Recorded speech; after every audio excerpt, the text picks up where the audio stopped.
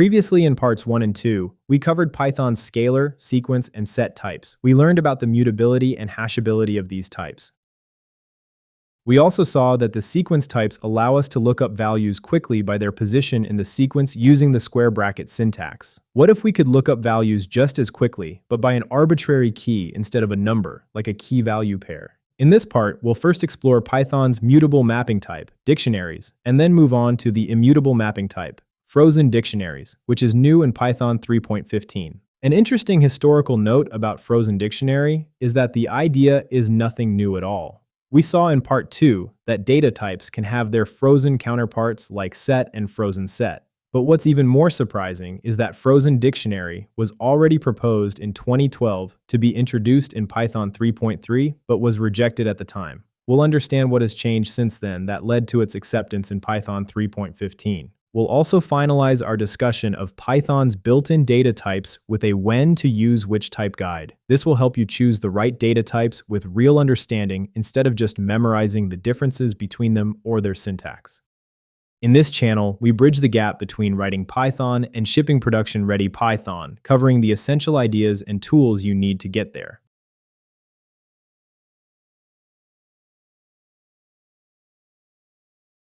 When writing code, we'll often need to store and manipulate data that is organized in key-value pairs. For example, we might want to store information about a country, such as its name, population, and capital city. We learned about sequence and set types that allow us to deal with collections of Python objects with different types, so we could organize this information in a list of lists. Python allows us to use underscores in numeric literals for better readability, so let's do that.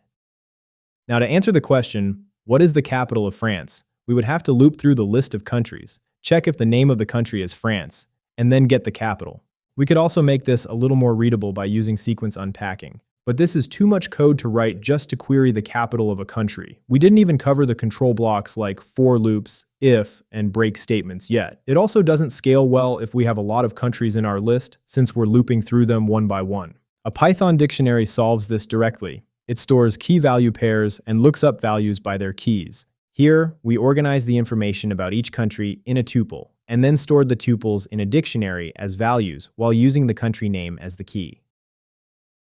In part 2, we said tuples are like immutable lists, but here we're using a tuple as a record, relying on it being ordered and immutable, which is another often overlooked way of using tuples. To make the code more readable, we could even use a name tuple, a tuple whose values can be accessed by names instead of a plain tuple. We could also use a nested dictionary.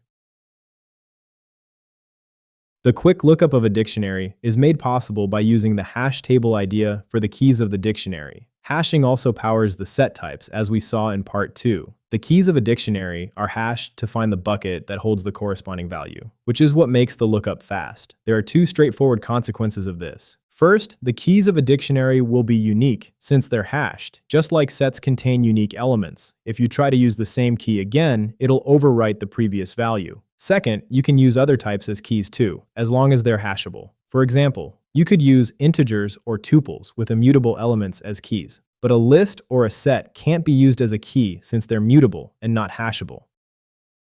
There are times when we may not want to change the information stored in a dictionary after it's created. The frozen dictionary is a new built-in type introduced in Python 3.15. It's an immutable version of the dictionary, which means that unlike a dictionary, once you create a frozen dictionary, you can't make any modifications to its keys or values. Countries are a good example of this, since attributes of a country aren't expected to change frequently. And also, we don't expect new countries to be formed or existing countries to cease to exist. Frozen dictionary is built in, so you can use it directly without any import. In 2012, the proposal to introduce frozen dictionary in Python 3.3 was rejected because people didn't often need an immutable mapping type at the time. In the small number of cases where it was needed, there were already third-party libraries that provided this functionality, so there was no pressing need to have it in the standard library. Instead, the read-only view of a dictionary idea from that proposal was introduced in the standard library as mapping proxy type. But mapping proxy type isn't hashable, and it's also easy to retrieve the original dictionary, which can then be mutated. Since 2012, the Python ecosystem has evolved to have more use cases for an immutable mapping type.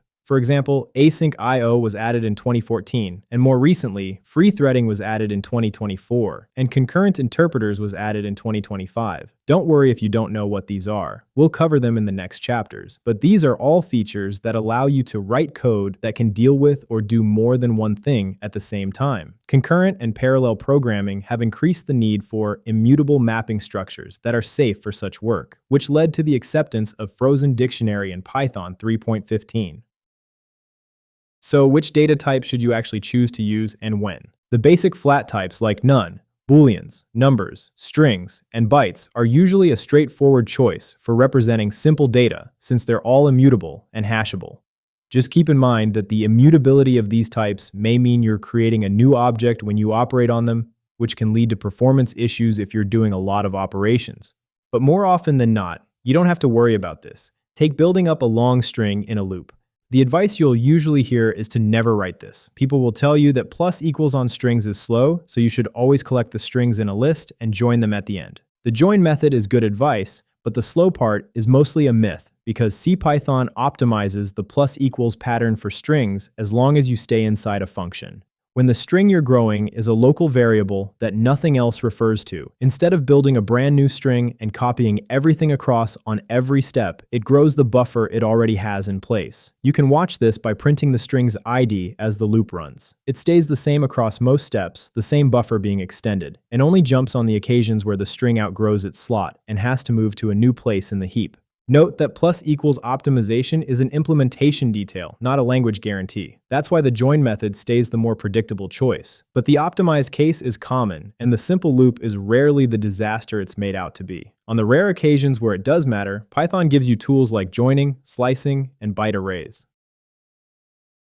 Beyond the simple data types, the choice of data type becomes more nuanced when working with collections of objects. A common beginner's mistake is to use lists for everything, but as we've seen, there are many other data types that may fit your specific use case better than lists. For example, if you need an ordered collection of items that don't need to be changed after creation, like a record, a tuple could be a better choice than a list. When someone, whether it's you, other developers, or AI, looking at the code sees a tuple, it's immediately clear that its length will never change. If the elements of the tuple are immutable, the values will never change either. This can make code easier to understand and reason about since you don't have to worry about the state of the data changing unexpectedly. It also gives performance benefits over lists since tuples use less memory and allow Python to do optimizations. The same goes for set and frozen set, or dictionary and frozen dictionary. If you don't need mutability, it's better to use the frozen versions of these data types for better readability and performance. We also saw that if you're going to be doing a lot of membership testing and the order of objects doesn't matter, a set type like set or frozen set could be a better choice than sequences like list or tuple, since sets use hash tables for fast lookups. If, in addition, you also have a notion of a key-value pair, then a mapping type like dictionary or frozen dictionary could be a better choice than sequences since they also use hash tables for fast lookups.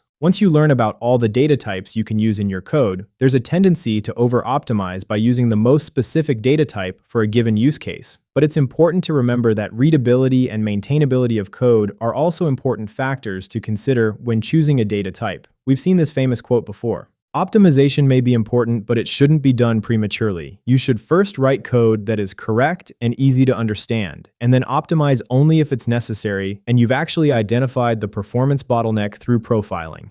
In many cases, the performance difference between different data types may be too small to justify the added complexity of using a more specific data type. Finally, beyond the built-in types we covered here, there are many other data types that may fit your specific use case better.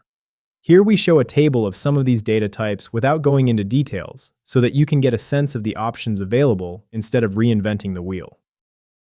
So far, we've looked at Python's object model and data types, what objects and values are, how they behave, and how Python represents them. In the next chapter, we'll ask a different question.